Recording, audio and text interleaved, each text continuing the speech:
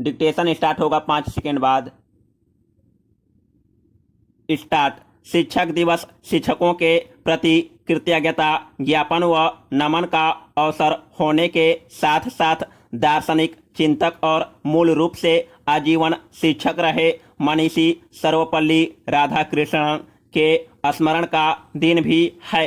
भारत के दूसरे राष्ट्रपति तथा सोवियत रूस में राजदूत की गौरवपूर्ण पद प्रतिष्ठा के बावजूद प्रेसिडेंसी कॉलेज मद्रास तथा मैसूर व कलकत्ता विश्वविद्यालय के अध्यापन काल के साथ काशी हिंदू विश्वविद्यालय में कुलपति पद के कार्यकाल को वह जीवन का स्वर्णिम काल मानते रहे।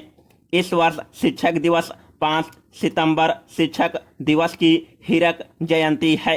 60 साल पहले 1962 में डॉक्टर राधाकृष्णन के आदर्श शिक्षक जीवन के प्रति सम्मान व्यक्त करने के लिए शिक्षक दिवस की संकल्पना की गई और उनके जन्म दिवस को शिक्षक दिवस घोषित किया गया। यह दिवस आत्मनिरीक्षण का अवसर है।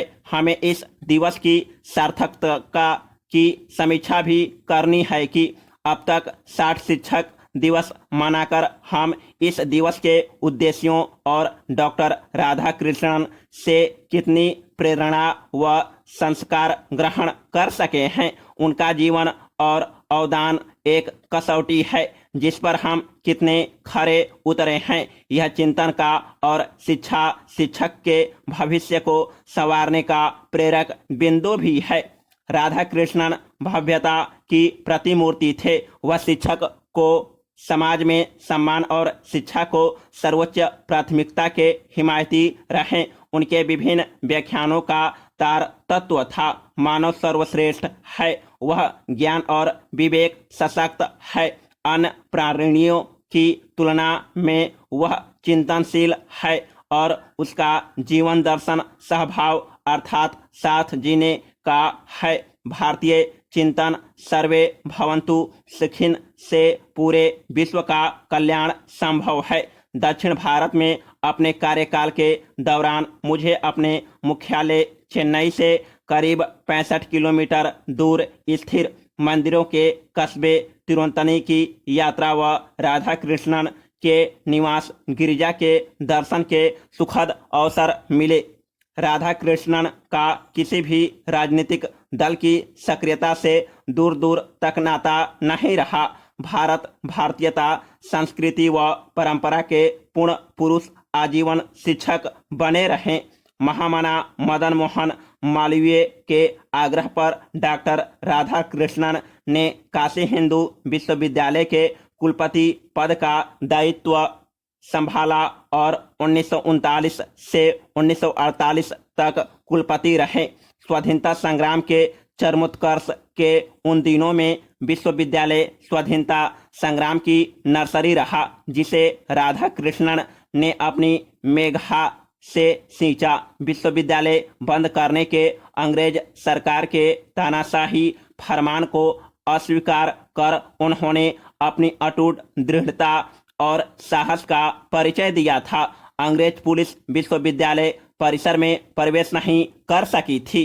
उनकी संत दार्शनिक चिंतक जैसी अनेक छवियां भारतीय इतिहास में अंकित हैं, पर एक शिक्षक की उनकी छवि सबसे महत्वपूर्ण है। भले ही वह कुलपति रहे, पर विश्वविद्यालय में वह दर्शन के विविध पक्षों पर सम्मोहक व्याख्यान देते थे। पुराने लोग बताते थे कि जिस दिन उनका व्याख्यान होता था उस दिन समय से पहले ही विश्वविद्यालय के कला संकाय व्याख्यान कक्ष व उसका विस्तृत बरामदा अध्यापकों छात्र छात्राओं से भर जाता था। भारत सरकार ने उन्हें विश्वविद्यालय शिक्षा आयोग का अध्यक्ष नियुक्त किया। राधाकृष्णन आयोग की रिपोर्ट देश में विश्वविद्यालय शिक्षा के भावी विकास का मूल आधार बनी। उनके कृतित्व के कारण ही उन्हें एकेडमिक एक्सट्रीमिस्ट कहा गया। राधाकृष्णन अपनी वक्तव्य, मान्यता, चरित्र ही मनुष्य का भाग्य और भविष्य हैं। के प्रतीक पुरुष थे। गुरुदेव टैगोर के दर्शन पर पहली पुस्तक से प्रारंभ उनकी लेखनी के प्रमाण आज विश्व स्तर पर समादृत उनकी दर्जनों पुस्तकों के रूप में उपलब्ध है। उन्होंने जीवन में कुछ मांगा नहीं पर सब कुछ मिला।